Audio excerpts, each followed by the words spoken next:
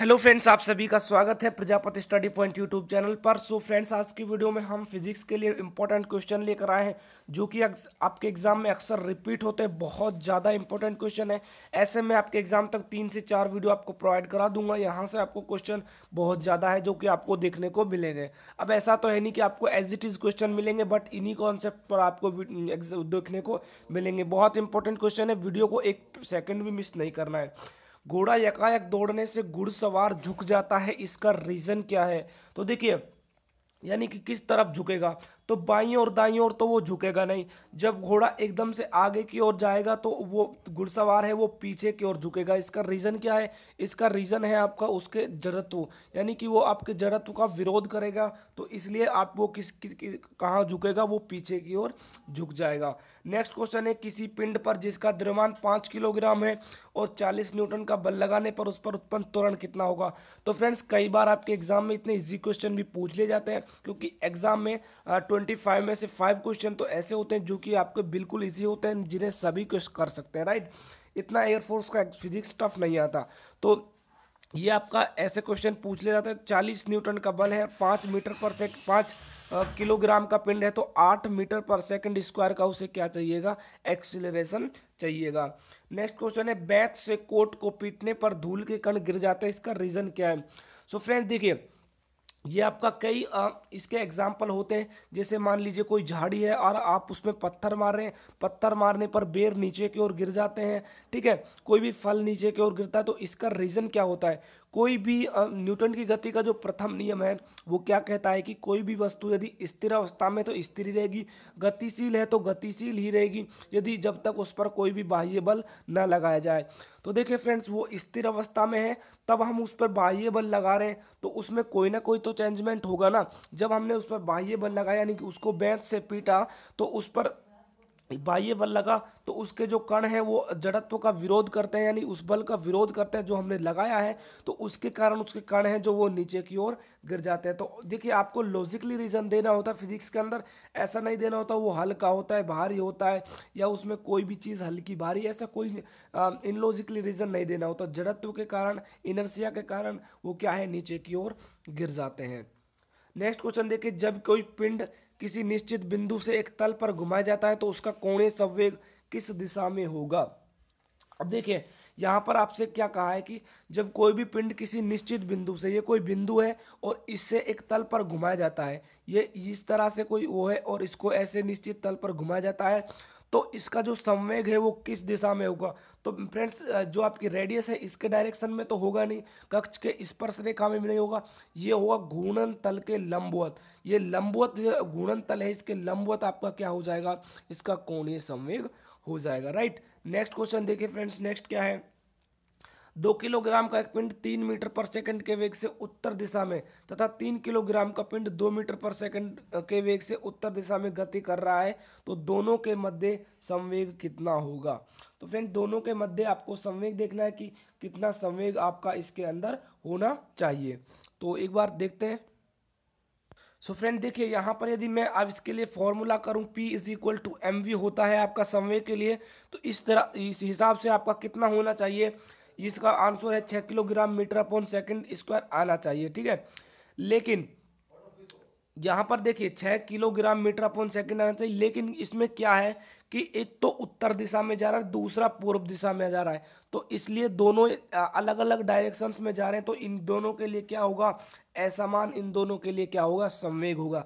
ध्यान रखना इस बात को, बहुत इंपॉर्टेंट है। अब आपसे एक नेक्स्ट क्वेश्चन में पूछा है कि आवेग का मात्रक क्या होगा? तो आवेग का मात्रक क्या होगा? देखिए, बल इंटू क्या होता है आपका? बल इंटू टाइम, यानी कि बल गुणा समय क्या होता है? आपका आवेग होता है। तो इसलिए यहाँ पर जो आपका मात्रक है वो क्या हो जाएगा? Newton into second, right. कितना हो जाएगा? न्यूटन इंटू सेकेंड आपका यहाँ पर इसका मात्रक हो जाएगा। नेक्स्ट क्वेश्चन देखिए, किसी पिंड पर 5 न्यूटन का बल लगाने से 1 मीटर पर सेकंड का त्वरण उत्पन्न हो जाता है, तो पिंड का द्रव्यमान क्या होगा? इतने इजी क्वेश्चन तो आपसे कभी कभी पूछे जाते हैं, राइट, जो कि लेकिन कई बार वाई ग्रुप में भी ऐसा क्वेश्चन देखने को मिला है। तो फ्रेंड देखिए, 8 नंबर क्वेश्चन की यदि मैं बात करूं तो 5 न्यूटन का बल है, 1 मीटर पर सेकंड के वेग से उत्पन्न हो रहा है, तो इसका द्रव्यमान कितना हो जाएगा? 5 हो जाएगा, राइट। बिल्कुल इजी सा क्वेश्चन है। किसी पिंड का भार 10 न्यूटन है तो पृथ्वी पर पिंड को अपनी ओर आकर्षित करने के लिए बल चाहिए होगा।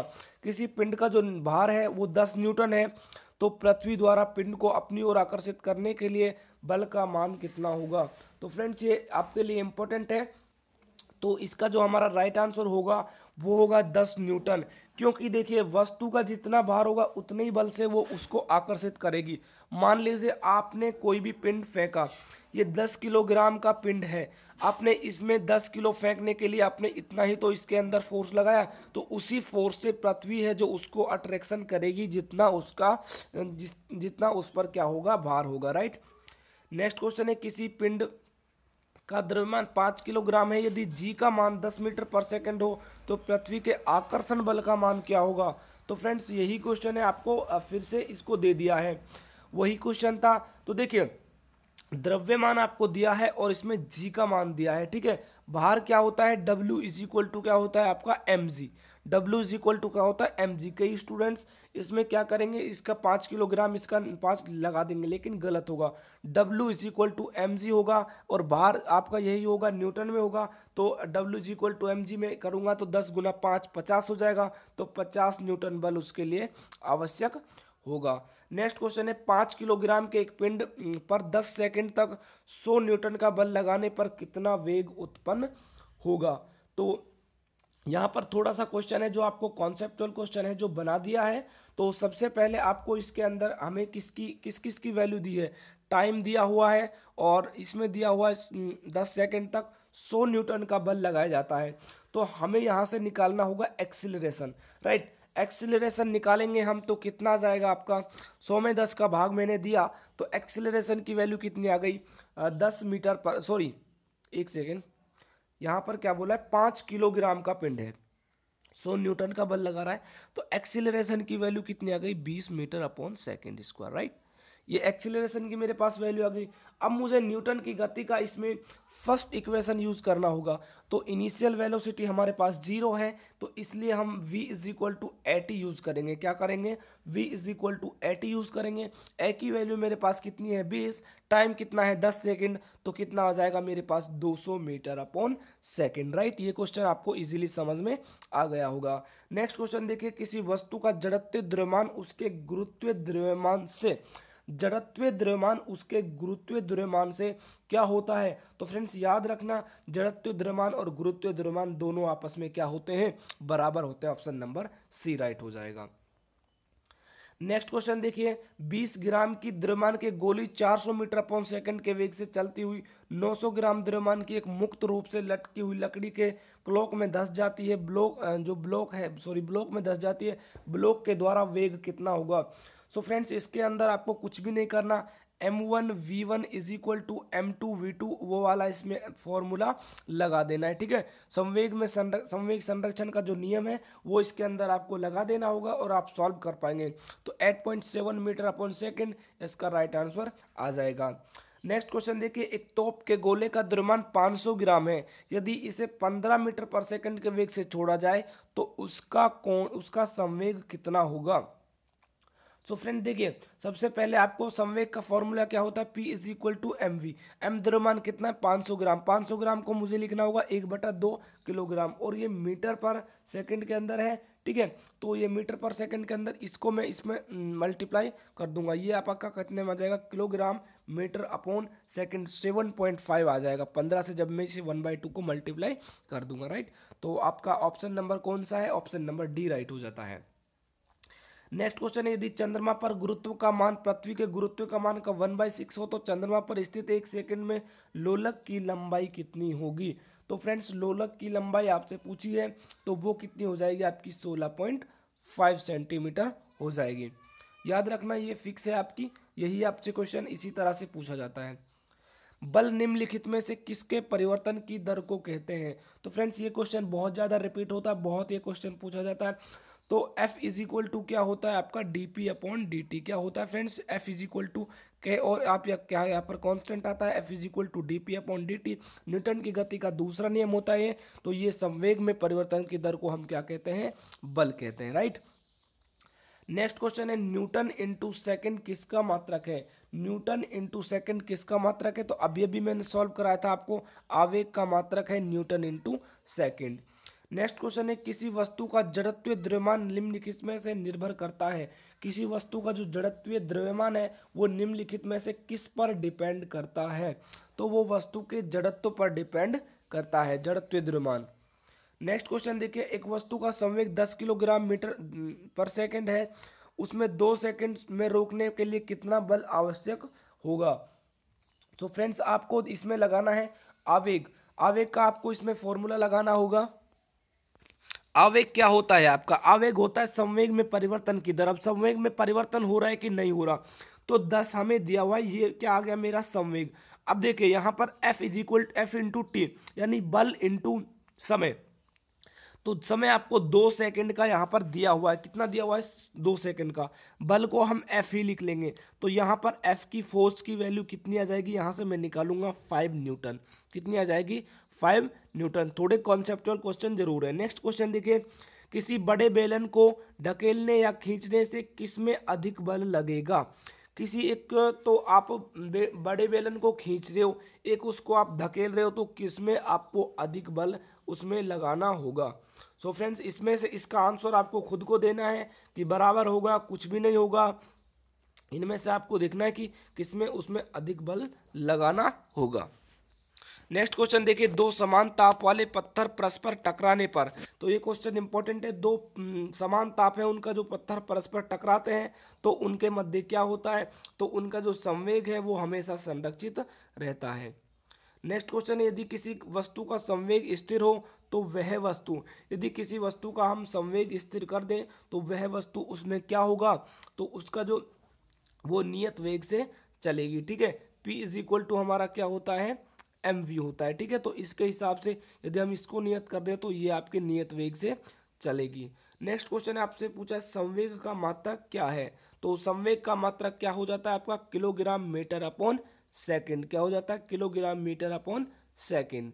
नेक्स्ट क्वेश्चन देखिए, 10 किलोग्राम के पिंड पर 5 न्यूटन का बल लगाया जाता है तो पिंड में उत्पन्न त्वरण का मान कितना होगा। तो फ्रेंड्स ये तो थोड़े इजी क्वेश्चन है, ऐसे क्वेश्चन कभी कभी आपको एग्जाम में देखने को मिलते हैं। तो इसका आपका राइट आंसर कितना हो जाएगा, 5 न्यूटन का बल है 10 किलोग्राम का, और वो है तो इसमें त्वरण देखिए F इज इक्वल टू क्या हो जाता है आपका ma। यहाँ से आपको किस किस की वैल्यू दी हुई है 5 न्यूटन, तो 5 और यहाँ पर 10 किलोग्राम का पिंड है तो 10, तो 1/2 मीटर अपॉन सेकेंड स्क्वायर यानी 0.5, ऑप्शन नंबर सी राइट हो जाता है। नेक्स्ट क्वेश्चन बहुत ज़्यादा इंपॉर्टेंट है, यदि एक पिंड का संवेग 30% बढ़ा दिया जाए तो उसकी गतिज ऊर्जा में कितनी प्रतिशत की वृद्धि होगी। तो फ्रेंड देखिए e square is equal to होता है आपका, sorry e is equal to होता है आपका P square upon 2m, right, ये आपको ध्यान रखना होता है। तो यहाँ पर मैं बात करूँ तो ई डायरेक्टली प्रोपोर्शनल किसके होता है पी स्क्वायर के। मैंने माना पहले उस पिंड का द्रव्यमान 10 था, तो उसका जब उसका सॉरी संवेग उसका 30 था, 10 था, तो उसमें क्या बोला है आपसे, एक सेकेंड, गतिज ऊर्जा कितनी हो जाएगी 100, राइट। अब उसने 30% बढ़ा दिया, इसका मतलब कितना हो गया वो 13, कितना हो गया 13। अब उसकी गतिज ऊर्जा कितनी हो जाएगी 169, राइट। तो गतिज ऊर्जा में कितनी वृद्धि हुई 79 की, तो 100 पर निकाल रहे तो ऑब्वियस सी बात है परसेंटेज तो होगी ही, तो 69% आपका राइट आंसर हो जाएगा, option number c. Next question देखिए, कोई गाड़ी उलट जाएगी, यदि कोई गाड़ी है हम उसको चला रहे हैं और वो उल्टी हो जाएगी तो उसमें क्या होगी, क्या इसमें आपको क्या रीज़न लगाना है। ठीक है, ऑप्शन है देखा वो हल्की है, तो ऐसा तो कोई रीज़न आपको लगाना ही इसके अंदर नहीं है, राइट।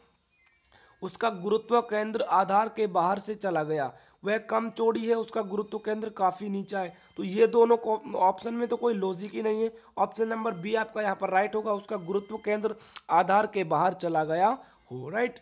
नेक्स्ट आपका बोतल के पेंदे भारी कर दिए जाते हैं क्योंकि, बोतल के पेंदे हैं वो थोड़े भारी होते हैं, आपने देखा होगा, तो इसका रीजन क्या है।